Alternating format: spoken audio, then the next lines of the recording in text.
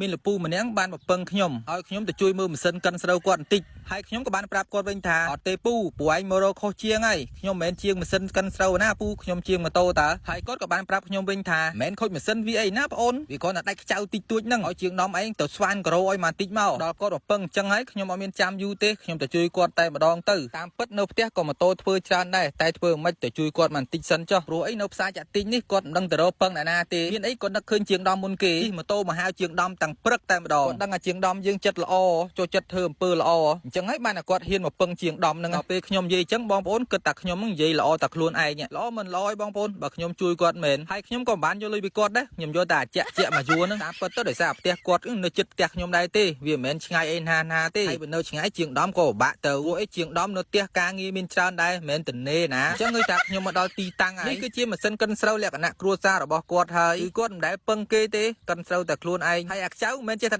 ដាច់ណាគឺគាត់អ្នករឹតខ្លួនឯងតើគាត់រឹតជ្រុលដៃតាមពិតទៅត្រូវទ្រាប់កាសតែគាត់អត់ទ្រាប់កាសគាត់ប្រឹងតែរឹតទៅវាដាច់បាត់ទៅហើយអញ្ចឹងជាងដំចាប់ផ្ដើមបញ្ចេញសមត្ថភាពហើយទី1យើងស្វានអាលេខតូចសិនគឺ2លីឬក៏3លីអីហ្នឹងដើម្បីយករុនវាមួយសិនបន្ទាប់មកយើងយកផ្លែស្វានអា5លីដើម្បីស្វានវាបើសិនជាបងប្អូនយកផ្លែស្វាន5លីយកទៅស្វានតែម្ដងខ្ញុំជឿតែស្វានមិនចូលទេតើយើងយកអាតូចស្វានយកមុខវាសិនទៅស្វានអាធំកើតបន្ទាប់មកយើងយកផ្លែការ៉ូ6លីដើម្បីការ៉ូវាយកស្នែវាឬក៏យកស្ពឺវាអាការងារបន្តិចតួចចេះបងប្អូនចុះបើសិនជាខ្ញុំអត់ទៅបងប្អូនសាក់សម័យមើលតើគាត់បានអីកិនអង្គហើយតើអត់កិនអង្គបានកណាដាំបាយហូបហើយតើអត់មានបាយហូបអីបងប្អូនសាក់សម័យទៀតមើលទៅមិនដាច់ពោះស្លាប់ទៅហើយបងប្អូនអញ្ចឹងហើយបានតែខ្ញុំមិនដាច់ចិត្តហ្នឹងខ្ញុំនៅមកជួយគាត់តលបាហ្នឹងតែតាមពិតគាត់ខ្សឹបជាងដំហើយបាត់ហើយគាត់ចាំឲ្យមកយូរហើយជាងដំដល់លឺចឹងមកឡើងលឿនចុះចាំអីទៀតបានមកយូរហើយ